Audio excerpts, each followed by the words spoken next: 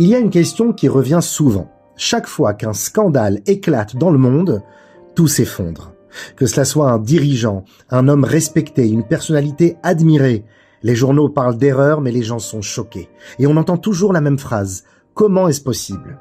Comment quelqu'un d'intelligent, de respectable, parfois même de spirituel, peut-il tomber dans une faute aussi évidente? Mais si nous sommes honnêtes, cette question ne concerne pas seulement les dirigeants, elle concerne chacun de nous. Parce que chacun d'entre nous s'est déjà retrouvé un jour dans une situation où, après coup, il s'est regardé et il s'est dit « Mais comment ai-je pu penser que c'était une bonne idée? Comment ai-je pu être convaincu? Comment ai-je pu me tromper à ce point ?» La paracha de Vaïkra commence par les lois des sacrifices. Et parmi eux, il y a un sacrifice particulier, le Korban Khatat, le sacrifice que l'on apporte lorsque l'on a fauté par erreur. Mais les commentateurs remarquent un détail étonnant dans la Torah. Quand la Torah parle d'un homme simple qui faute, elle dit « Im nefesh techeta » si une personne faute, au conditionnel. Mais lorsqu'elle parle d'un dirigeant, un nassi en l'occurrence, un chef du peuple, la Torah dit « Asher nassi yecheta », ce qui signifie « quand un dirigeant fautera ». Non pas « si », mais « quand ». C'est une question de temps. Les sages sont troublés par ce mot. Pourquoi la Torah parle-t-elle de la faute d'un dirigeant comme d'une certitude ? Rashi explique une idée très profonde. Il dit que le mot « Asher » vient du mot « Ashré », heureux. Heureuse est la génération dont le dirigeant a l'honnêteté d'avouer sa faute et d'apporter un sacrifice pour la réparer. Autrement dit, la grandeur d'un dirigeant ne réside pas dans le fait de ne jamais tomber, la grandeur réside dans la capacité de dire « oui, j'ai fauté ». Sans accuser, sans se cacher, sans se justifier. C'est une immense force spirituelle. Même si nous comprenons cela, une question reste entière. Pourquoi des gens intelligents prennent-ils parfois des décisions absurdes? Pourquoi des gens bons commettent-ils parfois des erreurs énormes? La réponse se trouve dans l'une des idées les plus profondes de la Torah sur la nature humaine. Nous imaginons souvent le Yetzer Hara comme un ennemi évident, frontal, comme une voix intérieure qui dit « fais le mal ». Mais la réalité est totalement différente. Le Yetzer Hara ne présente presque jamais le mal comme le mal. Sa stratégie est infiniment plus subtile. Il habille le mal avec les vêtements du bien. Il transforme une faute en action qui semble logique, morale, raisonnable, parfois même spirituelle. Et alors, la personne tombe, convaincue qu'elle agit correctement. Le Baal Shem Tov révèle une idée stupéfiante. Il dit que dans certaines générations, le Yetzer Hara a changé de méthode. Autrefois, il ressemblait à un ennemi visible, frontal. Aujourd'hui, il se déguise. Il parle comme un homme pieux. Il raisonne comme un sage. Il donne des arguments spirituels. Et c'est précisément pour cela qu'il est dangereux. Parce que la personne ne sent plus qu'elle est tentée par le Yetzer Hara. Elle a juste l'impression d'être guidée par la sagesse. Il existe une phrase étrange dans le Talmud. Les sages disent qu'à la fin des temps, le Yetzer Hara sera égorgé. Mais les maîtres chassidiques posent une question extraordinaire. Shochet b'may mechayev, comme dit la Gemara. Pour quel crime sera-t-il coupable? Après tout, le Yetzer Hara fait simplement le travail que Dieu lui a donné. Il est programmé pour tenter l'homme. Alors pourquoi mérite-t-il d'être égorgé? Quelle est sa faute? Le Baal Shem Tov donne une réponse bouleversante basée sur les termes de la Gemara de Shabbat. Le Yetzer Hara sera jugé pour une seule chose, Mishum Tzovea, parce qu'il se teint, parce qu'il change de couleur. Il fait croire qu'une mitzvah est une faute et qu'une faute est une mitzvah. Il brouille les repères.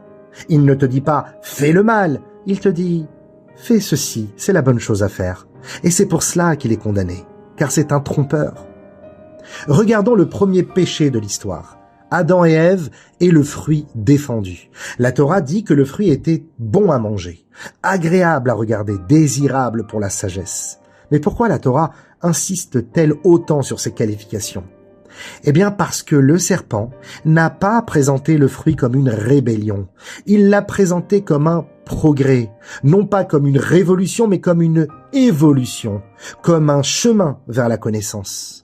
La faute ressemblait à une élévation, et c'est ainsi que l'homme tomba. Le rabbi résume cette idée dans un enseignement du Hayom Yom. Le Yetzer Hara ne vient pas seulement avec des désirs, Il vient avec des arguments, des raisonnements. Il s'habille dans l'intellect. Il parle le langage de la logique. Il dit « Réfléchis encore un peu. Ce n'est peut-être pas la bonne chose à faire. Ce n'est peut-être pas le bon moment. » Et pendant que l'homme réfléchit, la mitzvah disparaît.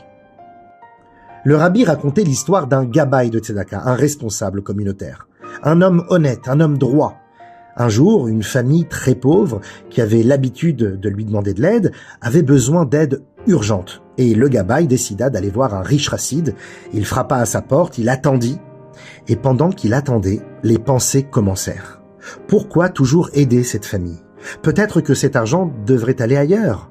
Peut-être qu'ils exagèrent. Au début, il n'y prêta pas attention. Mais soudain, il s'arrêta et il se dit « C'est étrange. Il y a 5 minutes, j'étais sûr qu'il fallait les aider. Et maintenant, mon esprit produit 1000 arguments contre. » Il comprit alors. Ce n'est pas sa pensée, c'est le Yetzer Hara.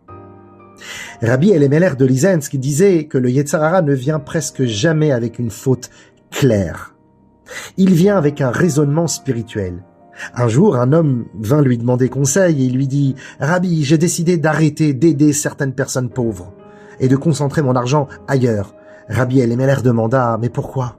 L'homme répondit « Parce que je veux que ma générosité soit mieux encadrée, plus intelligente, mieux dépensée. » Rabbi Elimelech sourit et dit « Ton intelligence vient peut-être de ton esprit, mais ta générosité, quant à elle, vient de ton âme. » Et parfois, dit-il, lorsque l'intelligence commence à justifier l'égoïsme, c'est que le Yetzer Hara parle avec la voix de la sagesse. La plus grande ruse du Yetzer Hara est de faire croire à l'homme qu'il agit correctement. C'est pour cela que tant de personnes tombent. Non pas parce qu'elles veulent faire le mal, mais parce qu'elles ont été convaincues que c'était la bonne chose à faire. La Torah ne nous raconte pas cela pour nous décourager. Au contraire, elle veut nous apprendre une chose essentielle. Le combat spirituel ne se déroule pas seulement entre le bien et le mal, il se déroule souvent entre le vrai bien et une imitation du bien. Et c'est pour cela que la Torah dit « Quand un dirigeant fautera », parce que personne n'est parfait. C'est une question de temps. Mais la vraie grandeur ne consiste pas à jamais tomber. La vraie grandeur consiste à reconnaître la vérité, se relever et réparer. Et peut-être que c'est cela le message le plus puissant de la paracha. Dieu ne demande pas à l'homme d'être parfait, il lui demande d'être honnête. Honnête avec lui-même avant tout, honnête avec ses erreurs et prêt à se relever.